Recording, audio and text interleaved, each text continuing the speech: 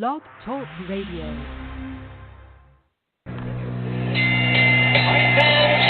we go with the main event of the evening. Ladies and gentlemen in attendance, moms and dads joining us around the world. It's time for the bout you've all been waiting for. Finally, it is showtime. Here, man, we dedicate our life to this sport. We do thousands of sit-ups in camp. We run hundreds of miles, for the ones that take it serious. And we just dedicate ourselves fully to our craft, man. We watch tape. We have attitude. We rooting, and we go into that fight to land on the line.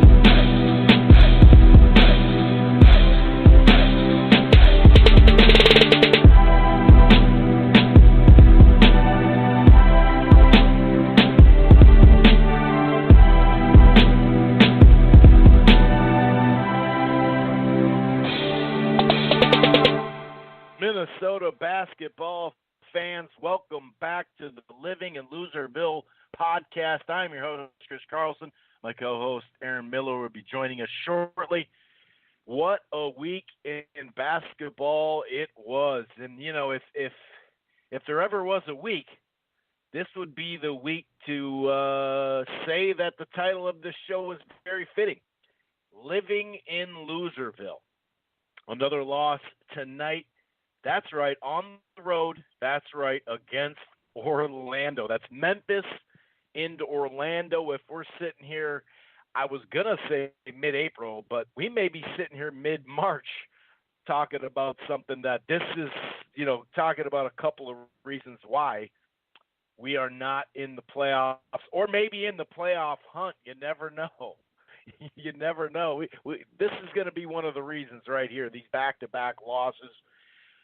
The Memphis loss, especially how they came. We're going to get in all this. I don't want to rush it. Obviously, like I said, welcome back to the Living in Loserville podcast. We delayed the show a couple of days because we figure, hey, we're going to make a trade. Why, instead of, why do it Monday and speculate, right? Why sit there and have this long speculation for no freaking reason?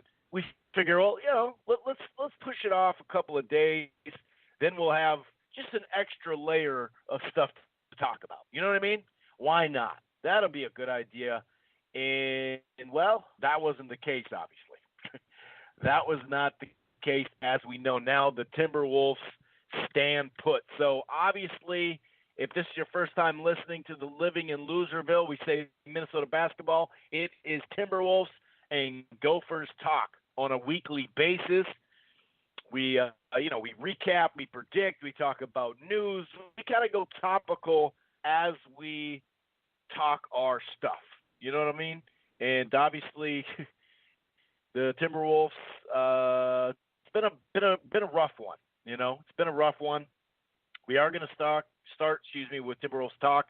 We're not going to start with too much trade talk. That's for sure. We have had some bright spots, just not many of them. I mean, there's been a handful. I mean, Bayless finally had a bad game. But Dario, he stood up in these last two games, played really, really well. It does seem like the Wolves are just allergic to 500. Maybe that's what it is. So we're gonna talk a variety of things, and then of course we'll preview the upcoming games. We're not out of the playoff chase. I mean, we're not even to the final, to the final run, the stretch run. We're not even at the All-Star break just yet, although it's right around the corner. And the way they've been playing lately, the Timberwolves, it's almost like, did we already start that 5-day All-Star break? Because the way we came out against Memphis, ouch. And as far as the Gophers go, that Purdue loss, wow, that one hurts. Not that the Purdue, just saying that the Purdue loss hurt. No, it's not that. Purdue's one of the hottest, if not the hottest team in the Big Ten right now. On the road, that's really not that bad of a, loss. But it's how you lost. I think it was a missed opportunity. 3-point shooting the last two games. Wow. You know what I mean? That's been a big reason why we've lost these games. The young freshman are playing pretty well. We'll talk about that for the Gophers. And last night we dropped one to Wisconsin, in the border battle, and it was physical. It was physical. Some of it bordered on dirty. I shouldn't even say bordered because a couple of plays were just outright, what the hell just happened? Of course, we'll preview the upcoming games, the next 2 games or whatever. Have a lot to talk about here on the Living in Loserville podcast. If this is your first time checking out the Living in Loserville podcast, it streams live right here on blogtalkradio.com/Rope-A-Dope Radio. So it streams live and archives right here. It's basically the headquarters. But if you want to listen to the Living in Loserville podcast in other places, here's how you do it. Under the Rope-A-Dope Radio podcast, you can subscribe on iTunes, Stitcher, Spreaker.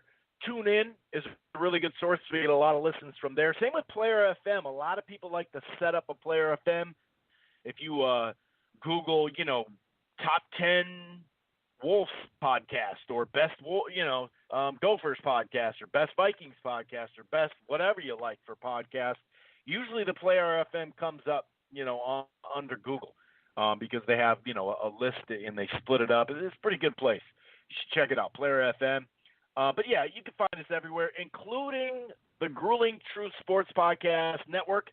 You can subscribe to that everywhere. You can head on over to thegruelingtruth.net as well. That you can listen to the podcast right there. But the Grueling Truth Sports Podcast Network, it's also, it's available on iTunes and everywhere, including iHeartRadio, and you can stream it on Spotify as well. So head on over to thegruelingtruth.net. It's basketball, it's football, it's boxing, it's baseball, it's everything in between. Head on over to thegruelingtruth.net. You can read an article. I do a weekly college basketball and boxing article there. You can listen to podcasts right there. And while you're at it, place a bet, and it'll link you right to mybookie.ag. Mybookie.ag. And last show I did an ad for the DirecTV pertaining to DirecTV Now in AT&T. Okay, it's really for the cord cutters, or the people that are kind of in between. They're just looking at their cable bill and they're like, "What the hell is this? What is going on with this?" And then maybe some people have Hulu Plus right now for cable. They have the YouTube cable. There's a variety of cable ones out there. Sling, I'd say DirecTV Now is the best one that I've found. Like, this is me personally going through them all this summer when I cut the cord. I'm going to tell you a little bit more later as far as a little bit more about the streaming service for DirecTV and the deal if you're an AT&T customer. But either way, with prices, with packages, it's a 7-day free trial, by the way.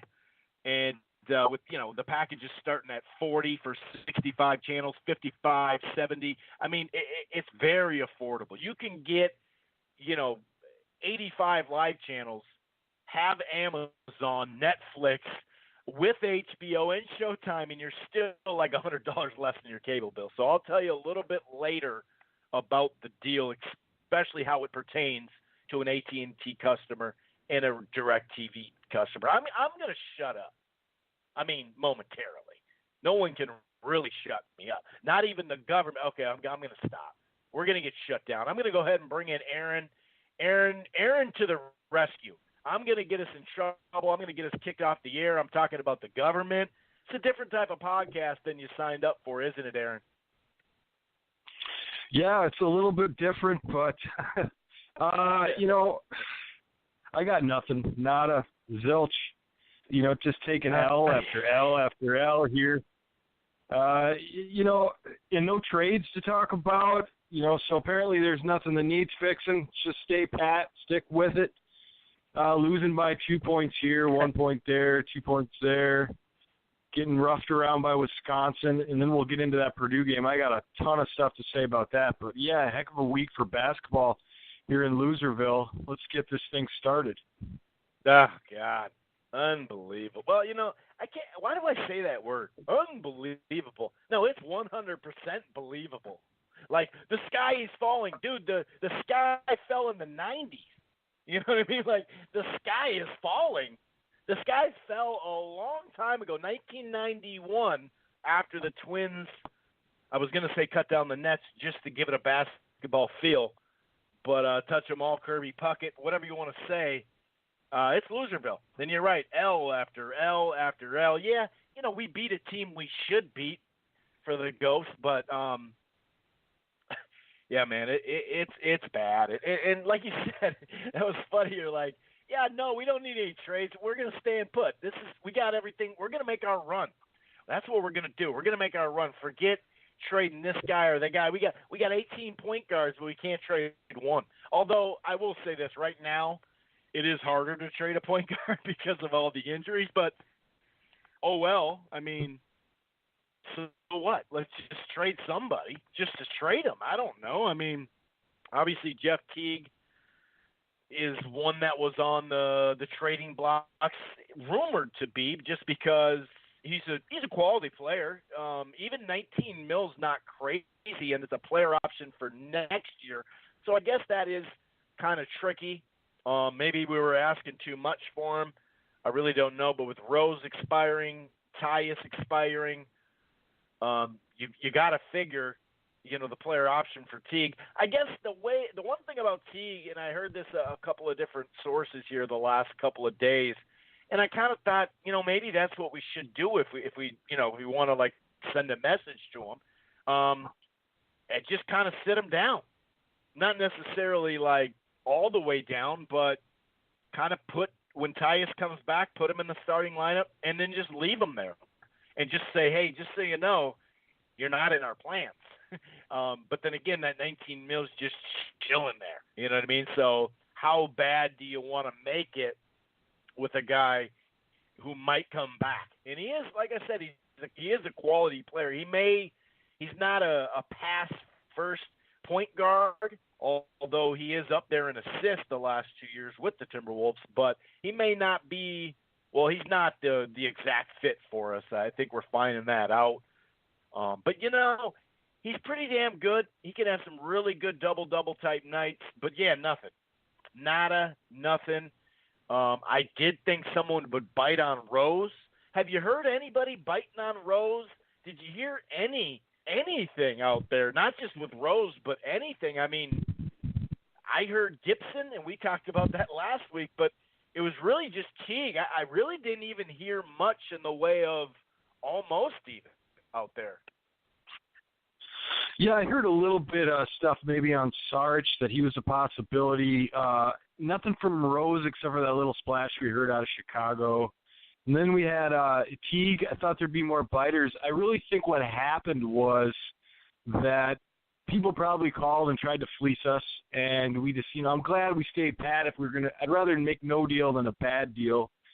And I think probably got a lot of bad deals heading our way. But I thought we'd make some sort of move dealing with contracts and maybe dumping some weight and doing a couple things like that. But we just didn't do anything. And that's kind of surprising. Makes me wonder exactly what the plan is for the off season, because some things are going to have to shake up a little bit. But I thought maybe you made a good point last show about, giving Saunders, not taking away things from him to finish out the season. But I think maybe we're looking forward to a pretty big off season, seeing that there are no trades coming in by the deadline, which was today. So I really feel like, they're probably going to stick with what they got and maybe work for some draft picks or something when the season ends. I mean, that's all I can really say about it. I didn't hear much on anybody else really to trade. I didn't hear any interest in Jones or anybody like that. So I'm a little surprised that no moves were made at all. But like I said, I'd rather do no deal than a bad deal, and it appears they're probably offered a lot of bad deals. I did hear a little something possibility about Rubio being tradable and possibly coming back. That obviously didn't work out, but I got pretty excited about that for a couple days. But no, that didn't work out. So, we'll see how it goes. Covington's still, 3 days away and 4 days away, and it's just hard to tell when he's going to be back. And so that's kind of tough because it's hard to see what you're actually working with without a piece like that. So, yeah, I don't know, man. It's, we could go on and talk a lot about it. I mean, losing, to me, when you see losses by 1, by 2, and by 2, and then you have those plays like you did at the end of that Memphis game, just starts to really make you wonder about, can you get out of this? And is it us? Is it our squad? Is it the team? What is it? Is it the referees? What is it? It's, you got to say there's something to lose in 3 games in a row by less than 5 points. It kind of makes you scratch your head. Yeah, and you can only use the injury excuse so much. Like I said, Bayless finally fell off the cliff or came back to earth. Maybe that's a better way to put it tonight. Last time I checked, he was scoreless, 0 for, but I can't really get mad at him for that because, he's done so well for us. So you can't really get mad. And as far as going back to the injury stuff, no doubt about it. There has been some games, especially in the last couple of weeks. We talked about it on the show. When you're playing a quality team, San Antonio or, some of these teams, that's a little different. I'm willing to accept, okay, dude, we just didn't have it. No big deal. It is what it is. I like how we play hard and, all the way down the stretch. And, I will say that there's a couple times where we looked like we were about to get blown out, and we did keep it close enough to be within a possession or two or whatever. But, going back real quick, and I'm talking real quick, to that Memphis game, the one that we won at the buzzer, Cat, fall problems, of course, had 16-11 all in the second half, hit that game winner. Gibson Wiggins definitely played well. Bayless had a double-double. You hit the 3, ugly game, very ugly game, but you hit the 3, okay, good, right? Sweet. Then that Denver game, and, you look where Denver is in the seedings, they definitely are on the rise this year. They're a better team than they were last year. And we had always, the writing was on the wall for them because they have a lot of young talent, and it's kind of all coming together.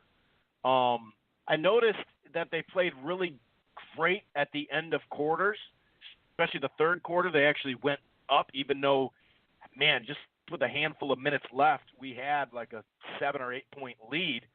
And that Cannon or whatever the hell that guy's name is, that backup point guard, he had like 3 wide open threes, missed them. We didn't take really full advantage of having Yarrick in foul issues that time. And I also, one thing I'll say about Saunders in that game, he waited way too long to bring back the starters.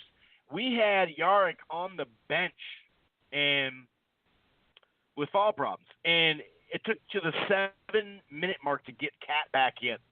That was a little weird.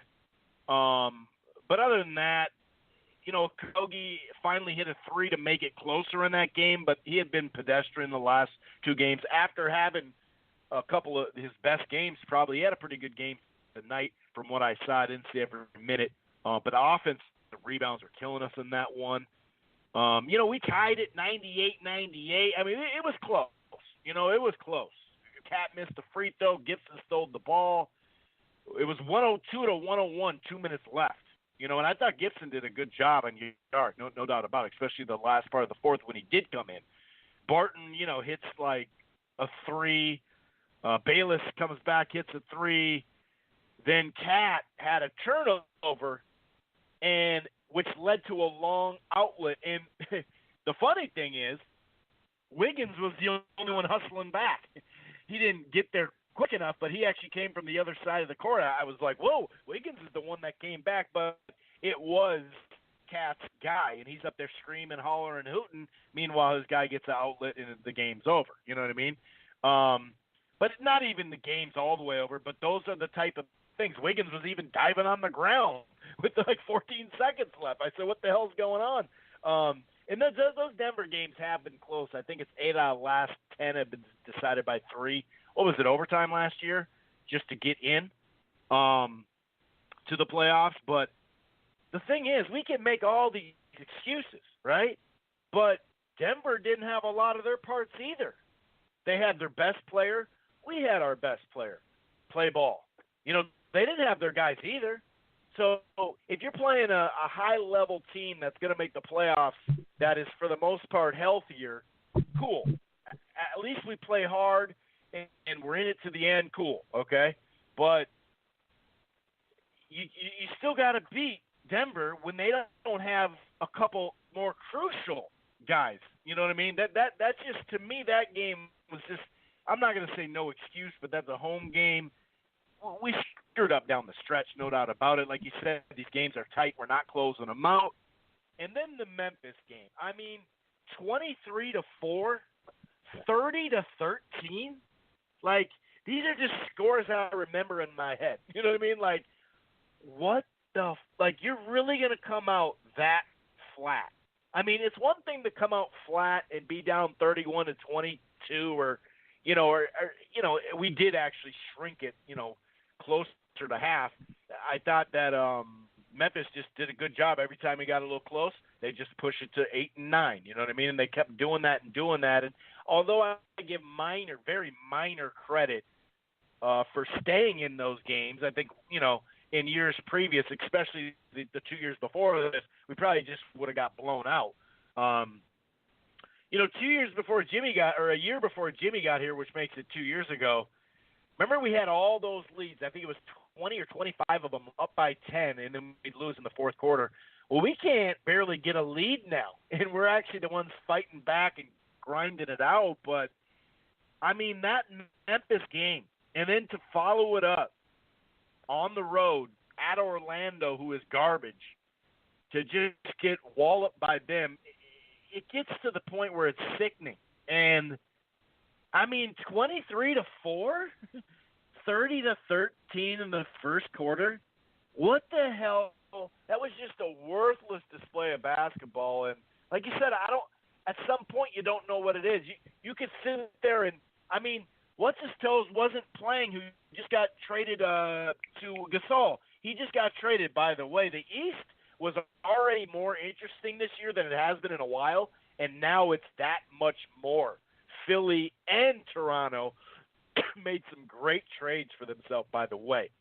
I mean, Philly might go to the finals, dude. I would put money on them right now in the finals, but that's neither here or there. But didn't have their best player. Conley, we talked about wanting him and taking that big salary on. He loves playing us. And Memphis just loves playing us these last couple of years.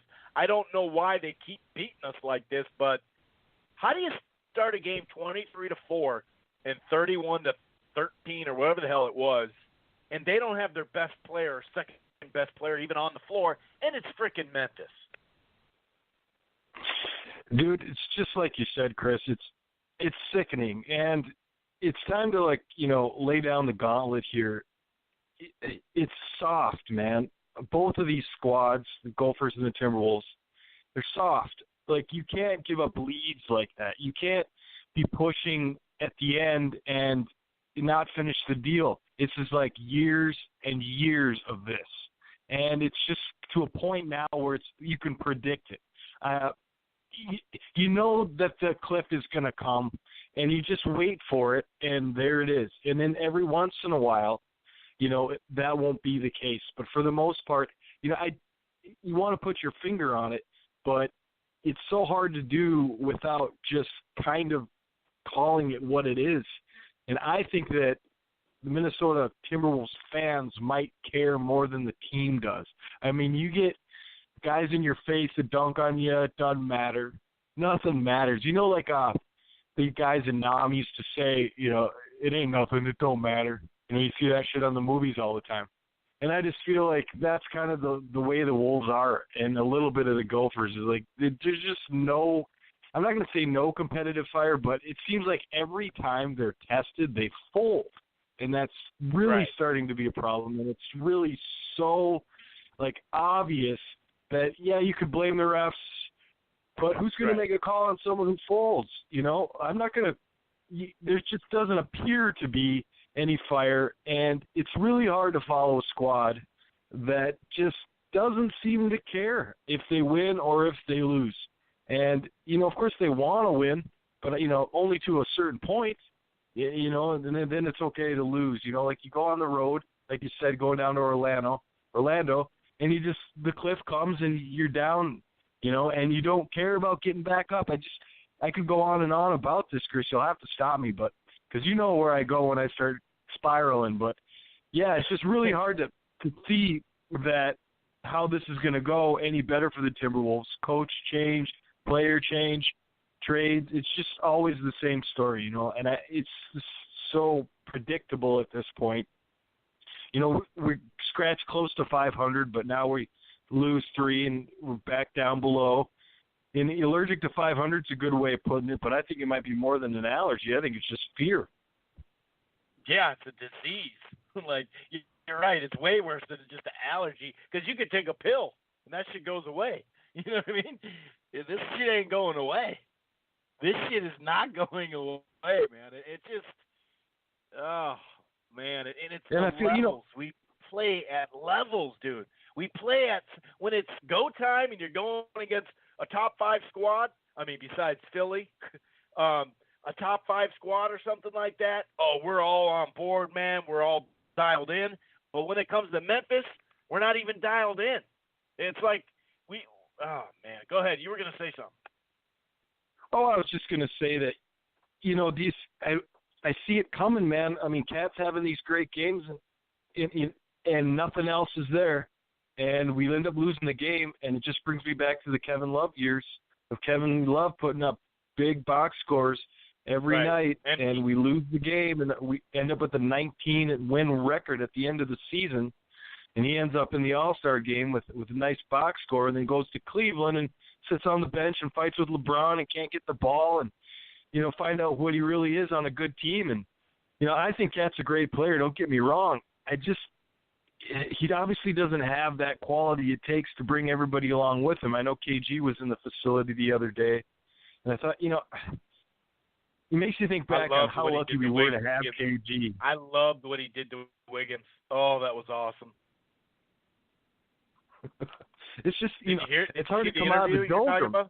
He went right at No, I didn't see the interview. Okay, well, tell me a little bit more.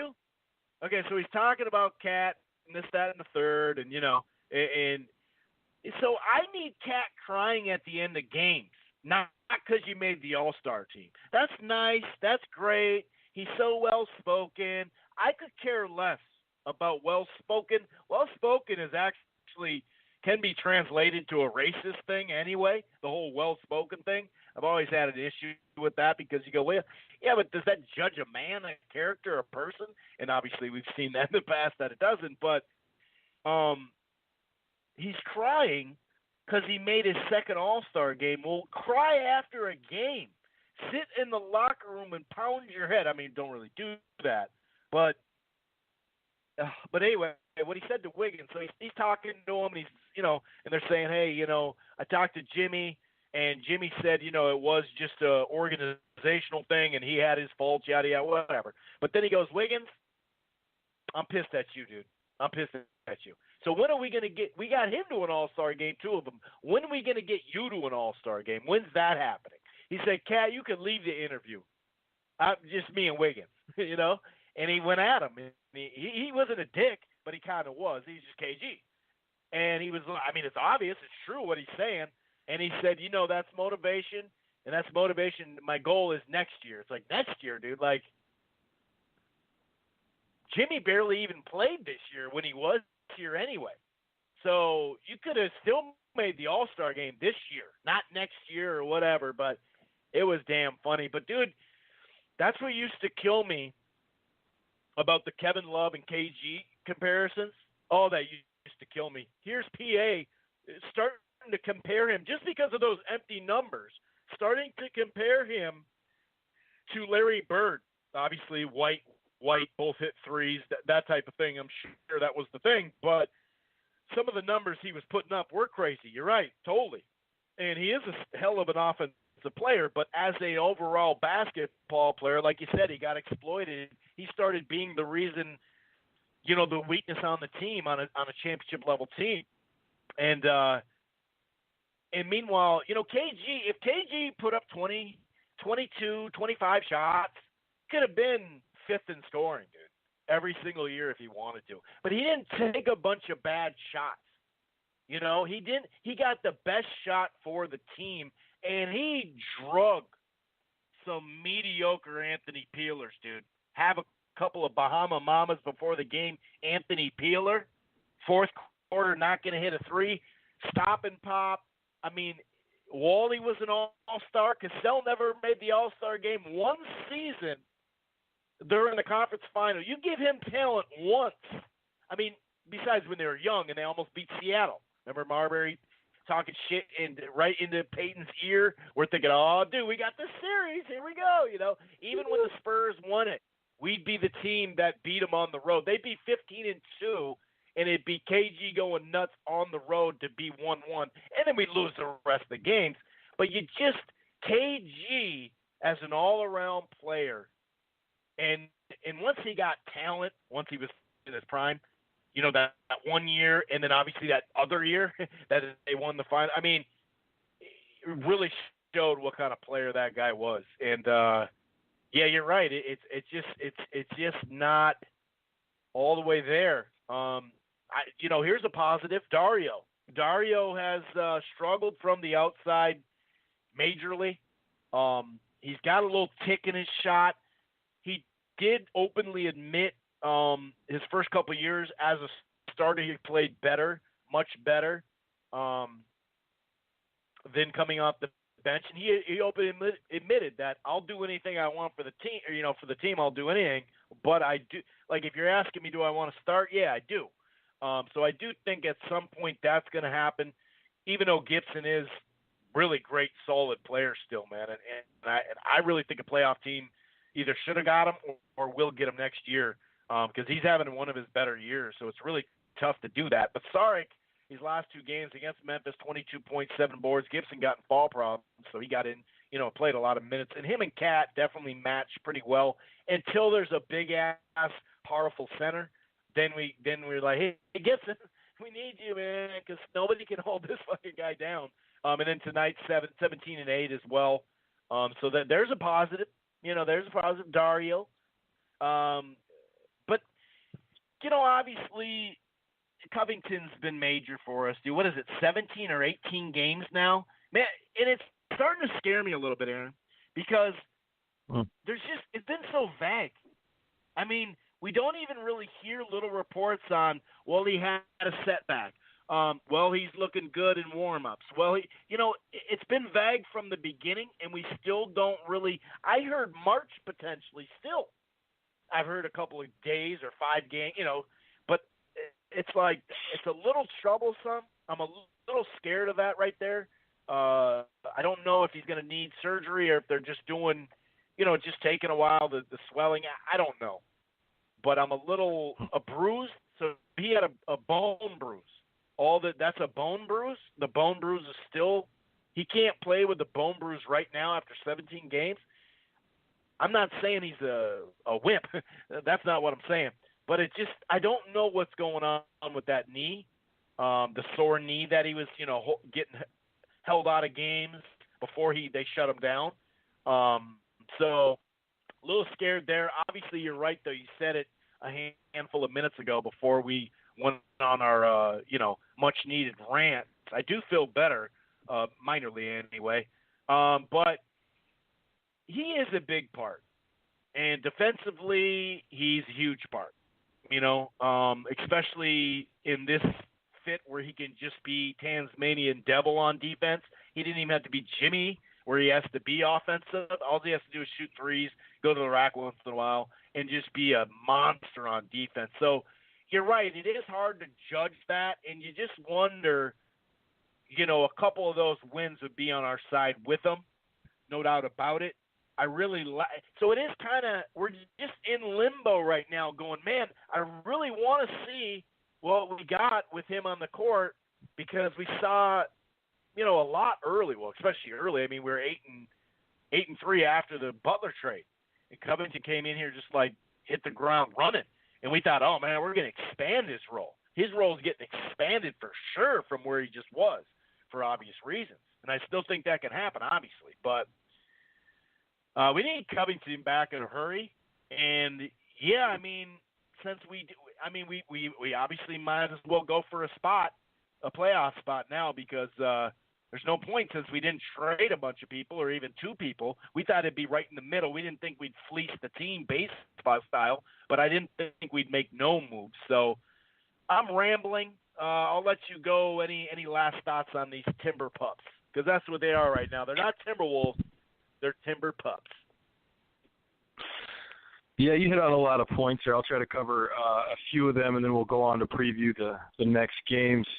I'm going to YouTube that interview, the KG with Wiggins. My fear with that interview is that it's going to put Wiggins more into a shell, put him back into a shell again, and, he'll be 4 points and 2 assists tonight if we're lucky. He just doesn't like to be confronted about his play much, and so I think he seems sort of sensitive about it, and if KG calls him out, like that, kind of makes you think he'll go back into his little cocoon and cry for himself. And, we kind of got him out of it a little bit in the last few weeks, playing a little bit better. And it really scares me to hear him say next year, well, you got half a season left, man. Like, why are you looking to next year? Like, what is this next year crap? I mean, we've heard that since the Timberwolves started, dude. You're not the first guy to come in here and do that. Like, you got half a year left. I don't think KG meant for you to get ready in the off season to get yourself to play up to your potential or play, at least show a little heart out there. And think of briefly, KG, he added those box scores. He shot the ball when he needed to. He spread the ball around. But more and more, what was most impressive about him, from the day he stepped on the court when he was 19 years old, is he played defense, a solid, hard, real defense. And he liked doing it. He's passionate about it. And that's kind of what set him apart, especially in those early years where he wasn't getting big scoring numbers, but he was out there getting blocks, running the floor, playing good defense. Now, Covington, I think you bring up a good point. A bone bruise is not going to sit you out for that long. There might be something going on behind the scenes. Maybe he doesn't want anything to do with this team. Maybe he's waiting for the end of the season. I don't know. Could be a million things, or it could be a bone bruise. Who knows? But, yeah, it's kind of weird that it's just going on and on. You're not getting updates. Every time the coach is asked about it, he says, well, he's close, but it'll be a week or so. Well, that week turns into the next week and the next week and the next week. And then just kind of wrap it all up before we move on. For bright spots, I'm looking at Josh Okogie and Saric. I mean, I would put those guys on the court as much as you possibly can, even if that means sitting Wig. Even that means sitting Towns. Those are the only guys that I see out there that are trying to, play with energy and actually care. And I'm scared that, enough time with this team, Okogie's going to fall into the same trap that the other guys have and just try to work for the All-Star break and then work to the end of the season and go have fun and come back and fake another season. So I hope that doesn't happen. I think Saric is a guy that seems to want to play and play strong. So, those are the guys I would highlight right now. And the other guys, if they can't show the kind of desire that needs to be shown to win a game, then they don't need to play. They could sit and wait for the off season. You put guys in that want to play, at least you get to see an effort. So coming up, we got the Pelicans, and that's on the road. And now, did they move Davis? I didn't hear anything about them moving Davis. I know they had the Lakers in talk. What happened today? Did he go to Philadelphia? Nope. Nothing. Okay, where'd he go? Nope, he didn't go anywhere. He stayed put. Because I guess they were trying to fleece the Lakers on some other stuff, and the Lakers are like, dude, screw that. We'll just get him at the end of the season, or in free agency. It's like, why the hell would we give you all these guys? We'll just get him next year. And LeBron and him now, wow, him and LeBron, that's a nice little combo there. That is a nice little combo there. If that happens. Yeah, that's going to be tough. But yeah, I'm sorry. But yeah. So I don't know. They hadn't been playing Davis because of the trade potential. But yeah, he'll probably play again now, just in time for the Timberwolves game tomorrow. You know what I mean? Just in time for the T-Wolves. Naturally. Yeah, naturally. I mean, naturally, of course, that's how things go. Him and Towns always have battles, and Davis seems to win most of them, and so I'd like to see Cat come back from that, but I think it's just a size difference and a strength difference that Davis just kind of has him in that, maybe a little bit of experience. But, with Cat, he still struggle with the fact that, his fourth season, he's not getting any kind of calls as far as, being an all-star or a upper echelon NBA player. He doesn't get those calls. It kind of makes me wonder a little bit. And I can understand why he's crying to the refs a lot for that reason, but you can't. That's not the way to fix it, man. That's just, unfortunately, that just kind of compounds the problem. You wait till whistle, or you just run, take that anger that you have for the ref, and run down the fucking court with it. And then when the whistle blows, or run and yell, hey, if you can do that, go for it, man. But whatever it is, run your ass down the court, because that's something Love did all the time, and that used to piss me off when he'd sometimes just walk up the court on that play. And it's like, all right, you're not even getting the half court, and your guy already scored. Like, so Davis or just make or just make a really sick defensive play, or just show that you're that quality of a player without the refs' needs. And I think you get those calls by default.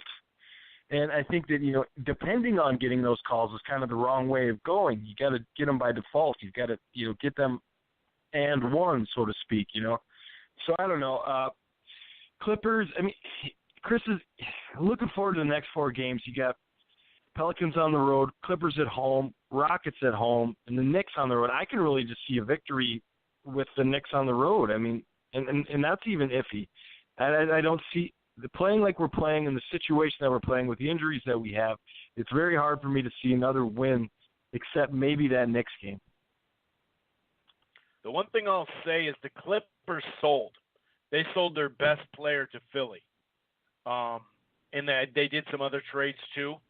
So that might help us. That's what we're down to here. So we go 2-2 because the Clippers sold their season away. It said, we'll get him next year. We got all this cap room. We're going to get Durant or somebody over here. But yeah, you're right. Without that little factoid, yeah, you're right, man. And obviously at Milwaukee, you might as well just chalk that up as an L the way they're playing. They actually added a decent little piece today too. You do have some games though. Sacramento, Atlanta, Indiana's good, but they are hampered right now because of that injury to their best player for the rest of the year. We usually play OK City pretty tight, but then again, I think we're up 2-1 on them. That I could see them winning that game. At Detroit, Washington's a mess. New York, again, thank the Lord. We really got to make some hay in these Knicks from New York. Well, tomorrow, but really from L.A. or New York because of the Clippers, fleecing. Houston's playing great right now without Covington, who's going to cover Harden. Although that'll be the game Wiggins will go off because, I'm playing hard tonight? Sweet, dude. I'm going to fucking show out, man. Because he's a top 5 player, man. So I got to show out against him. But we have some opportunity to start to cut into this allergic, this disease of 500 and why we can't obtain it. But it seems so far away. As of last night, we were 4 games out still. We may be 5 now tonight with the loss. I don't know. If you look what's in front of us, though, the Clippers are actually in the playoffs. They're not going to be. The Lakers are beatable. And then someone in front, Sacramento. It's there, but you're right. How do you have any kind of confidence to sit there and mount up something because you just feel like a fool and a homer and a fanboy in a room? I think what we're witnessing here with the Clippers and the Knicks, and I'm wondering if we should just get on board for that, is tanking for Williamson. You look at a couple tank teams. The Clippers, just like you said, sold their season off. The Knicks did it with Porzingis. I think both Clippers, funny, are in L.A., and the Knicks obviously are in New York, so you got your both markets and your coasts there for Williamson. I think that, we might want to get in that a little bit too. Let's see if we can get in that sweepstakes now. Our luck with getting the number 1 pick is ridiculously bad, so, maybe that's not the best plan, but, just spitball, and it just seems like, who else is going to start tanking down and seeing if they can get that kid? It's hard to really, like you said, it's hard to have any confidence. Go ahead. Like those 4 games, you got to get in like the bottom 4. It's just such a hard tank at this point because we actually did good and we had a winning streak and stuff like that. So they did improve the odds, though. Basically, the top 4, everybody has even odds in the top 4, which is pretty dope. Yeah. It's pretty dope. Yeah, I don't know. I'm just sort of being facetious about it. I mean, I think there is some kind of tank going on for the Clippers and the Knicks for that kid. Oh, but, yeah. I mean, we're not going to – I mean, obviously we're not going to do that. I was just sort of joking around about it. But, yeah, I mean, do you think we're going to hit 500 this year at all?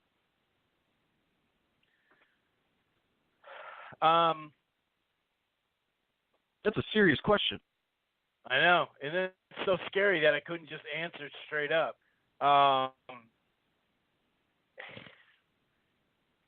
We got a chance. If we need Covington back, here we are. This guy Covington's a solid player, man, but here we are screaming for Covington, for Christ's sake. Love you, Cov. Yeah. Don't get me wrong. Love the style of play, baby, but, it's not like you're a top 10 player or something like that. But no, I mean, before we even, I shouldn't say come near because we've been there, we've been one below, and we've been all right there. So, yeah, I think being that it's early February, yeah, we still have a chance, but, we need to get Tyus, we need to get Teague, Rose, we need these guys back. If we get these guys back, then I think we can, but I don't know. What would I put it at? 50-50? I'd have to go below 50-50 just because of confidence level and Covington's bruised, knee or whatever, bone, the bruise in the bone.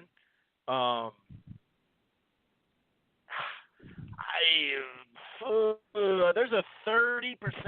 I'm 30% confident we can get back to 500. And so that's 30% our locker room speech. That's our locker room speech. To rile up, hey, Wiggins, wake up when we're talking, okay? It's a locker room speech. This isn't Canada. I don't know what they do there, but it's not Canada, okay? So, yeah, that's 30%. Does that sound confident? All right. Yeah, I love your optimism, man. I love it. 30% to me seems a little bit generous, but anyways, West Lafayette, Indiana. Gophers go and play Purdue. Look real shiny in the first half. Looks like, hey, what do you know? We might get a road win here at Purdue. Second half comes, we're building a lead. We're up 10. Oh man, big shot. We're up 13 points, and then the cliff. The bottom falls out. We can't make a shot. We can't make a free throw. We're not getting calls. Nothing's happening. It's a 20-2 run. We're up by 13, end up losing by 10. You take it from there. We should have got on the goddamn bus right then and there. Someone should have called in some sort of alarm. Or I'm not advocating some sort of threat to the building. That's not what I'm advocating. But somehow, some way, fire alarm, I don't know. But you're right. I mean, how do you look so good until the 13-14, not to sound like common, mark, and then somehow in that quarter or half, 46-35. Like, how? Well, I'll tell you how. No, you're right though. It's like ice cold. Purdue out hustling us. Before you knew it, I mean, that was at the 14-point or minute mark, 13, like you said. Before you knew it, it's a 2-point game at 10:35. So not even 2.5 minutes later, and then they had that damn looking like Scotty Thurman for Arkansas Rainbow 3 against Duke. This one, it was the Purdue kid, and that they took the lead at 8:38. I mean, they literally took the fucking lead. I just saw that in my notes. So 8:38, they got the lead. 60. Oh my God, you're right. So it was 56-51, 6:32. Murphy got the fourth ball of the game. It was within reach in the last even 3 minutes, but like you said, we just couldn't buy a bucket. When we got to the free throw line, we got to the free throw line, but it seemed like we could have maybe passed the ball better down the stretch to get better open shots. We had a few bad turnovers. The crowd was on fire. I mean, it rattled the Gophers. You could clearly see that. And Purdue played great D, hit the shots. I mean, you had Closer hitting the side of the backboard, looking like me out there, wide open three. He was 0 of 5 at that point. Like, that sucked, man, because literally if we just play somewhat, not even 500 ball down the stretch. We talked about the last 10 games, and now it's the last 9 games of the conference, regular season. And of course, we have, we're going to need a win in that conference tourney, of course. But if we win at Purdue, Aaron, we're in the tournament one way or another. Even if we back in that motherfucker, to win on the road at Wisconsin, to beat Washington, who's going to win the Pac-12. They haven't even lost in the Pac-12 yet. Not that that's some feat, but it's a resume. To beat Iowa, who's a solid team, has some good wins. I'm sure they're going to bounce back. And we're going to be I'll tell you what, that 6th spot, we're going to be battling back and forth with Iowa, back and forth with them. That was why that home win was so big. But that Purdue win, I'm not going to say would cement us in the tournament, but it's pretty damn close. Now, you talk about the cliff. We drop, we fall off the cliff and go, 3 of 7 down the stretch. No, but played even a little below 500. If we went 4 of 5 the last 9 games and just had that Purdue victory, that would have done it. That would have got us in the tournament. Even if it's 11th seed, 10th seed, 9th seed, whatever the hell seed, that would have done it, man. The good news is, the good news is bad news because it's, Loserville. The good news is bad news because the good news is, Aaron, we have so many potential games to mount up here against quality teams. The problem is we got so many games to go against quality teams still. We end with Maryland, end with Purdue. We got that at home. At Michigan State is coming up here real quick like. At Nebraska, they've been struggling. Their best player got hurt, or I think their second or first best player got hurt on the road, though. Which Gopher team shows up? Indiana finally got a win. Will they be a little bit hotter? Michigan at home, that's not going to be easy. At Rutgers, at Northwestern. I mean, we do have opportunity, including, soon, in a couple days. But is that Saturday, I think? Something like that.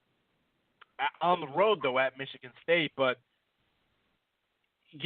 that one hurt. At Purdue, at the end of the year, no big deal. You lose it, oh well. But it's how you lose them. It's not what you say, it's how you say it. And that was troubling. And let's just go into the Badger loss last night. 10-9, low scoring against the Badgers, no big, surprise there. It was 10-9, 11-22 mark of the first. Orturo was very, very active early in the post. He had a really good game. Wisconsin was up, 19-15, 7 minutes left. Then with 3 minutes left, it was 22-19, 24-1 at half. And here's the problem. No calls, not a one call, a shooting foul, I should say. Was it straight up fouls? I think it was. They didn't have any fouls. We had 5 on us. Wisconsin had no fouls on them. And Murphy did get hit, banged up. Obviously, what's-his-toes from our state, this traitor. Can we get – he can't cross the line, the border of Wisconsin. He can't come across state lines. He was trying to hurt Murphy. I can't remember the goddamn guy's name, probably because I'm pissed at him still. The Minnesota kid is killing us. What the hell is that? What's a Davidson? That's the bastard Davidson. This guy, total. I mean, he's been doing this forever. See, this is another well-spoken kid. He's really good in the community, but he's dirty, and not that mean, rough, dirty, trying your ass off, intimidating. Not that. That's not dirty. That's just mental and physical. That's fine. We're talking about, putting your foot in a spot where you know it's going to come down, where Murphy was going to come down. So that bugged me in the first. It was a 4-1 3-point advantage for them. Culture had a nice first half, 7 points. But, the first 4 or 5 minutes, scoreless, not how you want to start against Wisconsin until I think it was Otero that got a bucket. And the physicality started coming out, and we would dust our shoulders off and get back up a lot more than the Timberwolves did, but still, we just couldn't quite deal with it. And, 39 to 36, 7 minutes, 48 to 41, 3 minutes left. Like, it stretched out a little bit there at the end, but even though they stretch it to 9, I think they got to 11, then we cut it a little bit. They get it to 7 or 8, or, it was still, with 7 minutes left, 39, 36. I mean, you're not out of it. But 3 of 29 from the 3-point land, from the arc, is just unexcusable. You have to shoot better against the quality teams. And, we talked about this early on, that the one thing that's going to stand out with us, free throws, sure. We're getting better at those, though. I guess it's really about, go figure, who shoots them. Because we actually have been doing better there. But that outside shooting, especially from 3, we knew we only had one shooter in our starting lineup. And, the Roosters have come home, and they're roosting. That didn't make sense. Yeah, that's the chickens that came home. But I'm going to go flashback quick on that Purdue game. I'm convinced that if we would have hit the front end of those 1-and-1s, good chance that we pull out of that and we might get a win. And you're right, we beat Purdue, and that's pretty much, you're in the tournament, especially the way Purdue's been playing lately. You beat them at their place, and that's a heck of a win in this Big Ten. And they're kind of running through it right now. So, yeah, that was a tough one to drop. And then this Wisconsin thing, I could maybe talk an hour on it because it's full of all kinds of things. A low-scoring game. You come out cold. You get beat around. You don't get any calls. You got a guy, Davison, and the other Minnesota kid. They're just getting whatever they want, taking whatever shots they want. And I agree with what you're saying about him playing tough, but it's not, kind of like, you remember Bill Lambier, sort of. He was dirty, and he played hard. And he was dirty. It just kind of depended on which way you were looking at it. And Davison kind of falls more into that dirty category, and it's, he's kind of got a reputation for it in the last couple of years. And to not call anything, you just let them get away with that all night. It just makes you wonder, especially when they're on the road. You can't get a call at home against a guy like that. It boggles the mind. I don't even care to think about it much. And, that's the way to beat any team from Minnesota, I think, is just tough them up, get physical, and, just rough them up because they're not going to come back at you. And that's just sad to say. And, I'd like to see that change. And the stretch we got coming up here with Michigan State and Nebraska, Nebraska is a little bit roughed up, like you said. Michigan State seems to be a game, we get one from them every year, and we really need it right now. It's just starting to look a little bit like this losing streak could go on a little bit more than it has, and it's got to end. You can't have 3 to 4 games down, especially with as tight as the Big Ten is right now. And it's just kind of, it's hard to tell which direction this team's going. You want to say they're going up. They look like they're talented. Right. They look like they're a tournament team. The resume to this point kind of says they're a tournament team. But if they continue to get beat the way they're getting beat, and they're beating themselves and they're getting beat up, it's hard to really have confidence even against a team like Nebraska. Now, I'm going to say we're going to win that Nebraska game, but I'd like to see them win that Michigan State game. I mean, that's really, at this point in the season, that's one that we need. Yeah. And if they get going in that building, I don't know where they are right now, though. 3-9, because they were playing good early, then they kind of fell off, and then they lost their best player, second best player, whatever it is. But that crowd does get going a little bit, but most crowds do in the Big Ten. But yeah, just looking at the standings, this is the difference right here. We could be 7-5 right now, and to be 6-4 going to these two games, just stealing one of them. Especially the way we talked about that Purdue, when you're up like that, 13 points, 14 minutes left. That's not a death sentence, but you can't just get steamrolled after that. That was the disappointing there. But yeah, when you look at this, you have Michigan 10-2, Purdue 9-2, Wisconsin now 9-3, tied with Michigan State, who I think beat them. However, Michigan State lost a key part, not the best part, but a key part that's not coming back. They were resting them. I think they were playing them a little bit here and there, but then they kind of said, all right, let's rest him for a little bit, see if we can get him back, and now he's gone. And sometimes just in the locker room that, we're not going to get him back, man, we sure need him because we're filling in for him, and now this is what we got. Not to say they don't have talent, but this year, they didn't graduate two guys.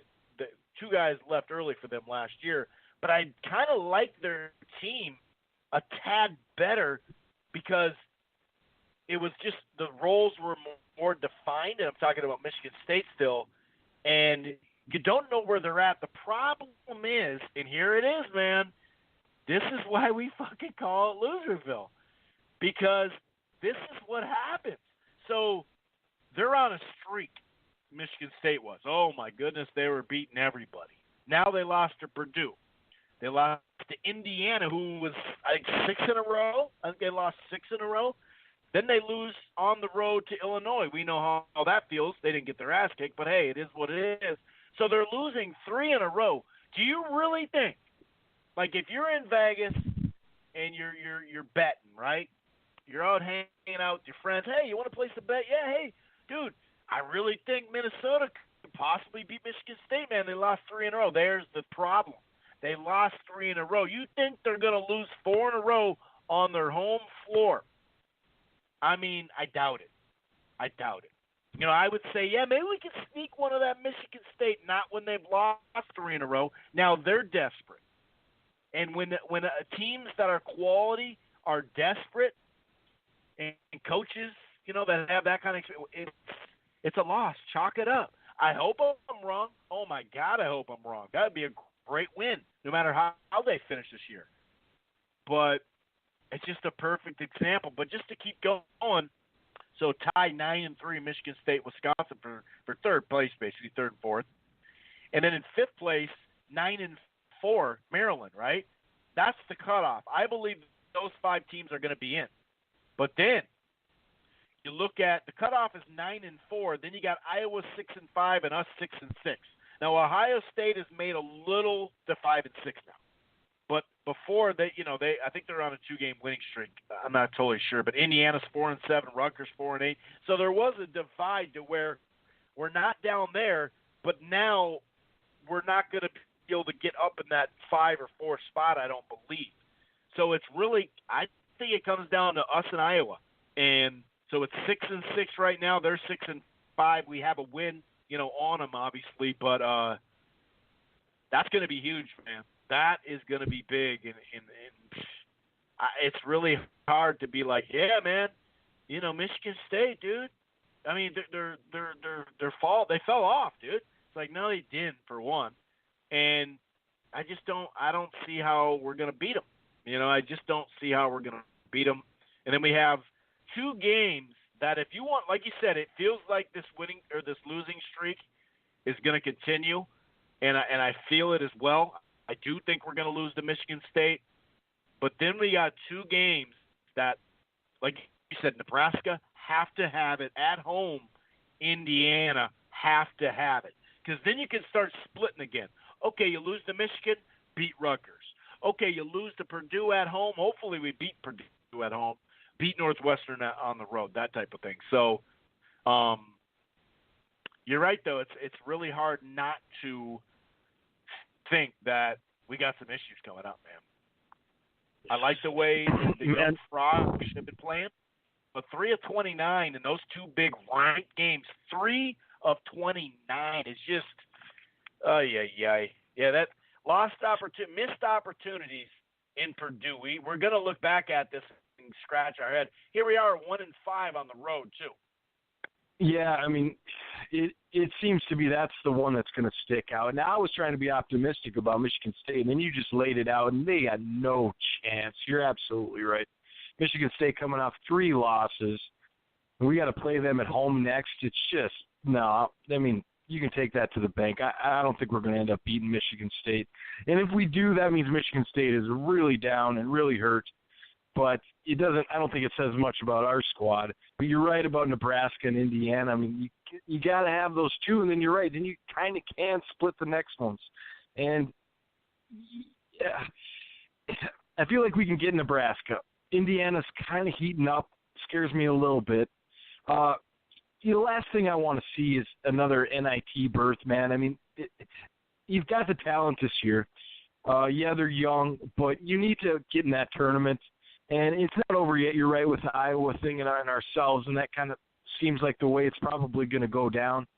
That means we got to have Iowa at their place. We got to beat them there, and that, that's never fun to go to but down to Iowa City and beat them. So, yeah, what I want to see is you got to get this losing streak stopped, because in such a competitive Big Ten, you just can't have them. And like I said, everybody says the Big Ten's going to get maybe 7, could be 8.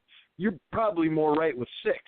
And you're sitting outside again watching the tournament. It's just not something anybody wants to do, especially with the way this year started and the promise that was there. Now, that Purdue game, like you said, that's going to be the one. It's going to be the one where you look back and you go, if we could have managed to finish that game out, the road to the tournament, then you probably have a lot more confidence going into Wisconsin. Maybe you get some better calls. Maybe you get your shots start falling a little bit better. You get to be high on yourself a little bit. But we got a tough stretch here, and then you finish out the year. And the last thing I really want to see is winning your last 2 Big Ten games, and then going to maybe win a game in the Big Ten tournament and sit here and sweat out Selection Sunday again. I mean, I don't think this is the year that any of us expected to be sweating out Selection Sunday. I think that most of us going into the season thought that this would be a tournament team. And if you are on the bubble, it would be more on the in bubble than the out bubble. So it's been a little bit disappointing. Right. Like you said, we do have a lot of opportunities coming up, but on the flip side of that, there's tough opponents that you have to play. And it's hard to be optimistic at this point. But like I said, if you can go in and you can beat Michigan State, whether they're down or they're not down, get a win there and the losing streak, things will start to look a little bit brighter. Yeah, and it was that 3. It was 12 in a row, that they missed. But they are last at 30.4% from the 3 in the Big Ten. Not just last in the Big Ten, Aaron. They entered the game ranked 299th out of 353 D1 schools. That's not good. From my angle, I don't see how that's good. That's pretty scary. That's pretty freaking scary, dude. Wow. I forgot about that stat. I figured I'd end with that. Go out with a bang. But you're right. I mean, even though, we have such pedigree and tradition of the NIT, I mean, we are one of the most, storied NIT teams. I mean, let's be honest. We've made a hell of a run. Patino already has a title. Oh, actually, no. They did win that, didn't they, his first season? Or did they take second? No, they won it. Yeah, they won it, and that was our most wins ever, or legal wins. No. It's crazy that The only time legally we've gotten to the second round is under a guy we fired that year. Ay. Anyway, and don't get me wrong, Tubby, the game had passed him as far as dealing with, players. You come in my office, you want more shots? There's the door. You like Oregon? Go to Oregon then. You know what I mean? He was just the whole 5-starter thing, or like 5 guys off the bench if the starters play like shit. I used to love when he did that, though. I still think it sends a message, but I'm not saying, if we had Tubby, we'd be, winning Big Ten championships. I'm not saying that, but it's just crazy to think that. But yeah, man, it's still there. It's still on the table. We'll see if we can get it done. I really want to get into the tournament, man. I really do. And I think, we're not going to have Murphy. No doubt about it. But I'm pretty sure Coffey's coming back. From what I've heard lately, and just as outside shooting, go to the combine and show the scouts what you got, and then come back next year with an improved shot or something like that. If you got your best bet, I don't think he's going to go. So we bring back a lot of talent. Murphy's going to hurt, but Orturo's, I really like him. I think he's going to be a pretty damn good player. But yeah, man, it's still on the table. It's still all there to get in as a 10th seed. Shit, we can still get out as a 7th seed. But yeah, we got to get it done. Any last words there before we get out of here, sir? No, look, man, both squads need to get some wins here. This was a tough show to deliver. I know you and I were like, well, what are we going to talk about? We just got loss after loss after loss. So let's get some wins this week, hopefully give us something positive to focus on for the next week. And, next season is next season. I do like Oturo. I disagree with you. I think Coffey's going to go. I think this is a showcase season. And I think he's going to try to get in the NBA. So I really do think he's gone after the season. Obviously, we're going to miss Murphy. But the recruiting things are going pretty well, I guess. And it's just, the young kids, Orturu and Kelcher and Omersa seem to be quality players that we'll get some use out of in the future. But, we got to make tournament this year. I don't want to see the aftermath of not making the tournament. I like Coach Pitino. I want to see him here for a while. I'm not saying he won't be here if we don't make the tournament, but it doesn't help at all. So, and yeah, I'm sick of this storied NIT tradition.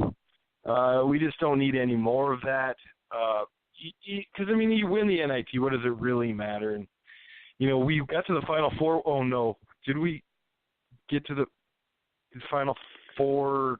I don't think it actually I remember seeing the Final Four. It's kind of like Aliens. It's Aliens, yeah. Like, there's evidence. There's evidence. There's plenty of evidence, but they don't exist. It didn't exist. Hey, we watched that game together, dude, in L.A. Not that game, but the run, the season. Was it that? I remember we. Yeah, because it was in February.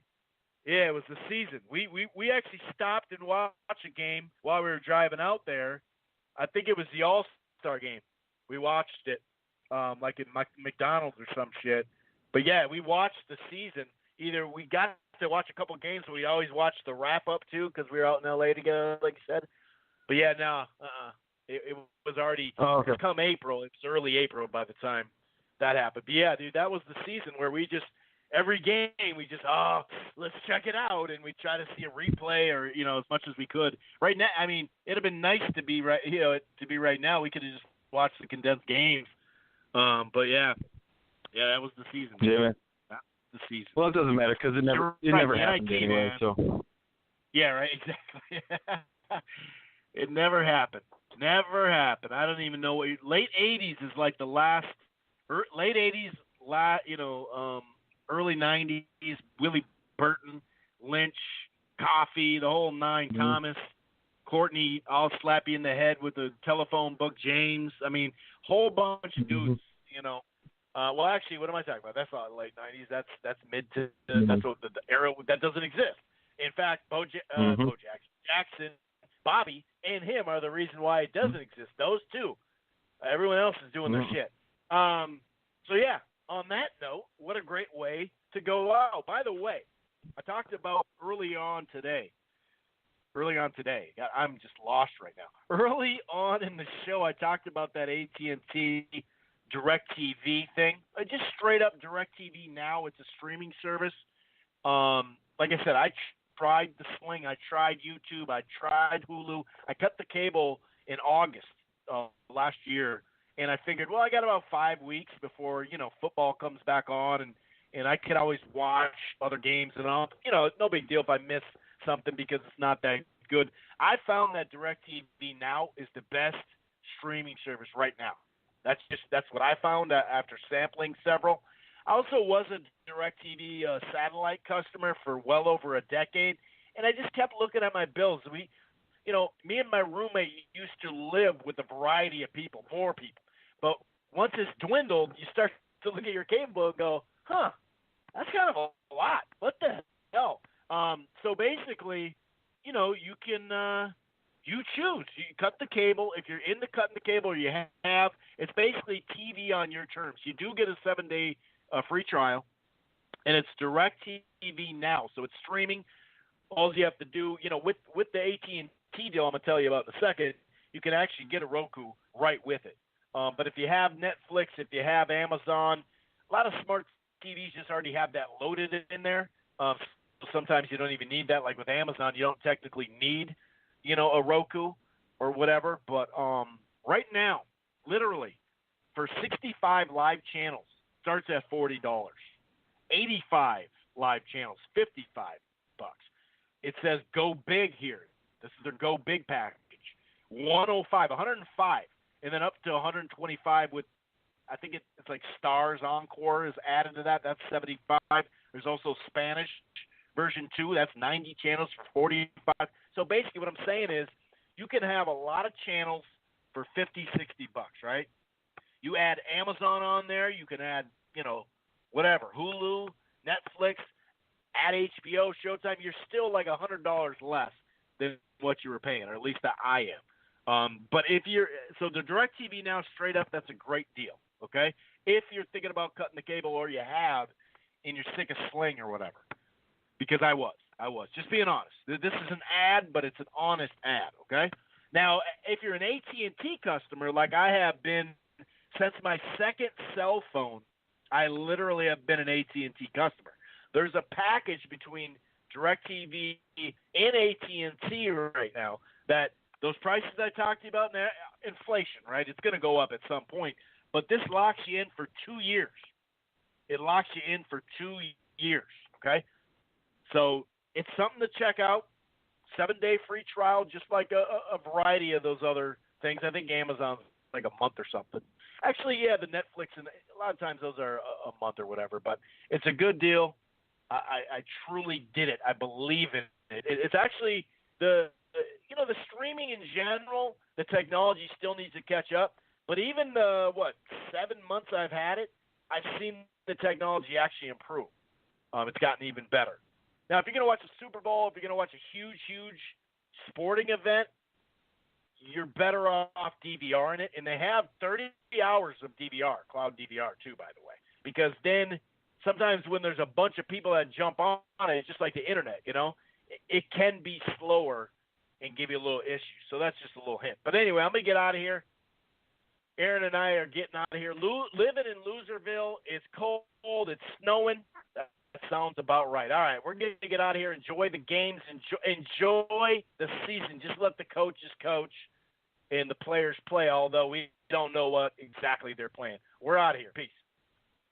Once you become the world champion, I believe that you feel you have the upper hand. So now, as you fight, let's say you fight 4 or 5 years of straight survival, the bullshit, the holdback, and when you become the world champion, you're like, you know what, I made it. I'm going to show you it's this. So I'm going to get every dollar worth of what I deserve. Why? Because I'm the world champion.